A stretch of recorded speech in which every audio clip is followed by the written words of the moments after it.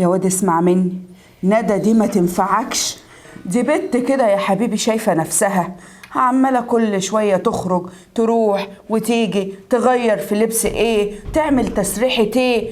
دي مش من طنطك. يا أمي اسمعيني، على فكرة هي كويسة وما شفتش منها أي حاجة وحشة، واللي هي بتعمله طبيعي أي واحدة بتعمله، يعني ما بتعملش حاجة زيادة عن حد. بكرة تشوف يا حبيبي، بكرة تشوف. هودني واسمع من امك، دي ما تنفعكش. انت عايز لك واحدة تقول لها شمال شمال يمين يمين، انما دي بتنطحك في كل كلمة واقفلك في كل حاجة. وعايز اخرج، عايز اروح عند صاحبتي مش عارفة ايه، والله اعلم بتعمل ايه بره. بتعمل إيه؟ تقصد إيه يا أمي؟ بتسمع بتتكلم مين في التليفون؟ ها؟ اللي كل ما ادخل كل شويه تيجي تتكلم في التليفون، ادخل تروح قافله التليفون. تقفل التليفون ليه؟ خايفه من ايه؟ ها؟ قول لي يا ولا بتكلم مين؟ بتمسك انت تليفونها؟ انت عارف الباسورد بتاعها؟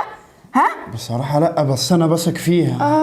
اثق يا حبيبي زي ما انت عايز، خليك واثق. يا خبت على خلفتي يا ولا. يا ولا دي الله اعلم بتخرج تروح فين، تقول لك انا ببقى عند صاحبتي، ببقى عند الخياطه، ببقى مش عارفه ايه. قال انت يا حبيبي عارف اماكنها؟ ها؟ لأ يا أمي. يعني على خلفتي يا لهوي يعني. اهدي بس يا أمي. اهدى؟ انا لازم اهدى. أنت عندك حق، أنا لازم أشد على ندى شوية. لازم تعرف هي بتروح فين وبتيجي منين وبتعمل ايه وبتكلم مين. يا حبيبي ده انت الراجل، انت اللي سايق.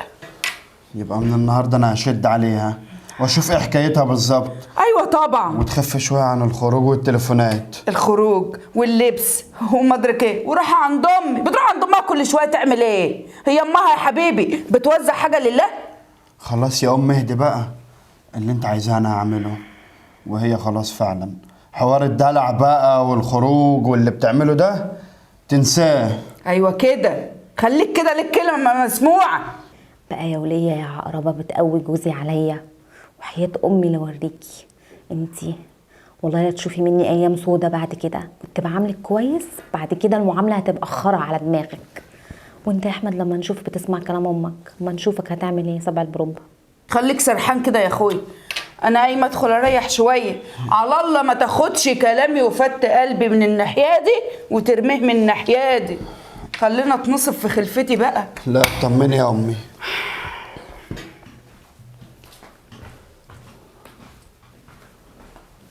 أم عندها حق، أيوة أنا مدلع ندى زيادة عن اللزوم، واثق فيها ثقة زيادة قوي، ومعرفش هي بتعمل ايه. وهي لو خايفة عليا ما كانش عملت اللي بتعمله ده، خروج ولبس ومقضياها. لا، أنا من النهاردة هغير الوضع خالص وهشوف بقى ايه الحكاية بالظبط. يعني أمك ترميلك كلمتين خلاص تقوم عليا كده تنسى كل الحلو اللي أنا بعمله لكم؟ والله ما بيتمر فيكوا حاجة، ده انتوا هتشوفوا أيام سودة.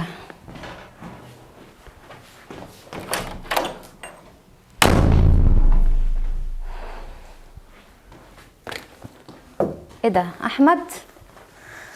الحمد لله على السلامة يا ندى. الله يسلمك. أمال أنت كنت فين؟ كنت فين ايه؟ لسه جايه من الشغل، ما انت عارف. شغل؟ معلش، أصل دماغي مقلوبة بشوية حاجات في الشغل شوية. بقول لك إيه يا ندى، فين تليفونك؟ تليفوني ليه؟ في حاجه ولا ايه؟ هاتيه وافتح الباسورد. ليه في ايه يا احمد؟ بقول لك هاتيه وافتح الباسورد، أنت هترد عليها كل كلمة بكلمتها ولا إيه؟ بس اتفضل.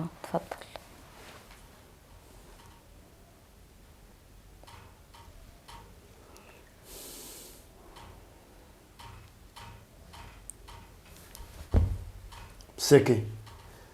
بقول لك يا ندى بقى، اعملي حسابك حوار الخروج كل شويه ده تخف منه، وحوار ان انت كل شويه رايحه عند امك ده اظن امك ما بتوحشكش كل يوم يعني عشان تروحي لها، تمام؟ يا احمد هو انا مش شايفه طلبات بيتي ومش مقصره ولا معاك ولا مع امك في اي حاجه؟ انا دلوقتي انت ليه لازمته الكلام ده كله دلوقتي؟ يا ستي هو كده مش عاجبني انا كل شويه خروج، في ايه؟ هتعرضيني؟ اولا انا باجي من شغلي بعمل الاكل وبشوف طلبات مامتك وبروح اشوف ماما برضك لو عايزه حاجه. ايه يعني يا احمد؟ مش موضوع يعني، فيها ايه لما اجيب لماما طلباتها برضو؟ ما انا شايفه بيتي. ما هو انا برضو مش من حقك ان انت كل شويه رايحه جايه رايحه جايه، وحوار برضو كل شويه انك تشتري لبس وتشتري ميك اب وتشتري حاجات. كل ده تخف منه يا ندى، الوضع خلاص اتغير. وقبل ما تخرجي تقولي لي انت رايحه فين، واقول لك تخرجي ولا لا. ماشي؟ من امتى ده؟ من النهارده، من دلوقت. ماشي يا احمد، سيبني بقى عشان اتخمت شويه. ما هو انا فعلا هسيبك عشان اتخنقت وزهقان خارج.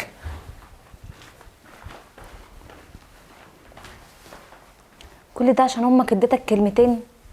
يعني عملت لها ايه وحش؟ ده انا حطاها في عينيا، ده انا بعملها احسن من ماما.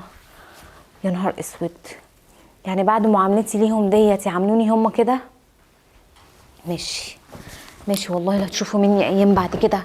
ندى كويسه خلاص راحت.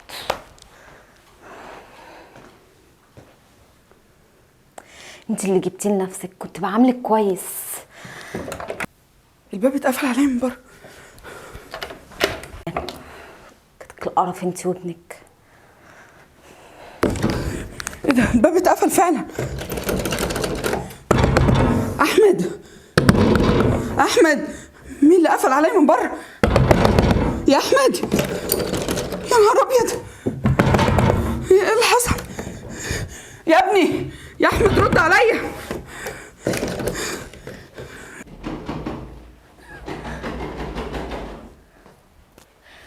خليكي بقى عشان تبقي تسلطي ابنك عليا كويس.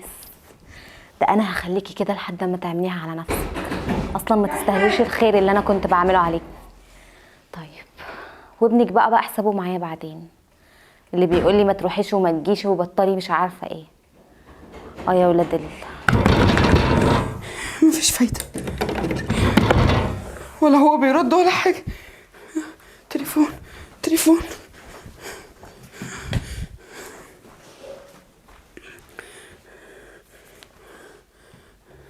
الو، ايوه يا احمد، انت فين؟ يا انا مشيت وندى عندك في البيت. مين اللي قفل عليا الباب من بره؟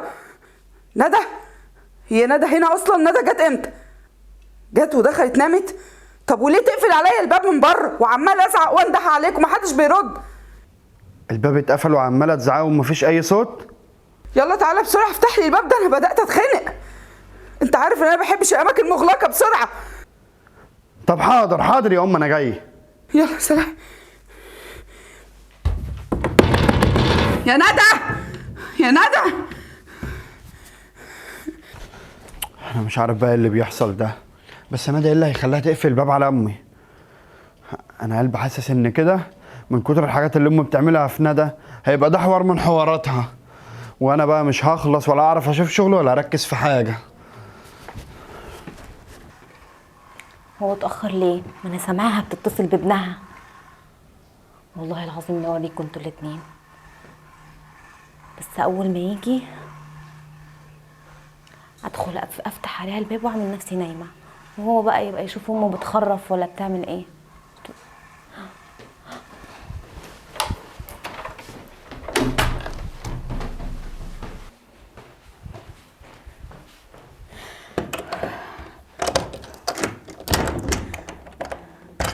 خد بقى المفتاح قبل ما احمد يجي، ولا اكني قفلت الباب ولا اي حاجه. خليها بقى تطلع بتخرف قدام ابنها.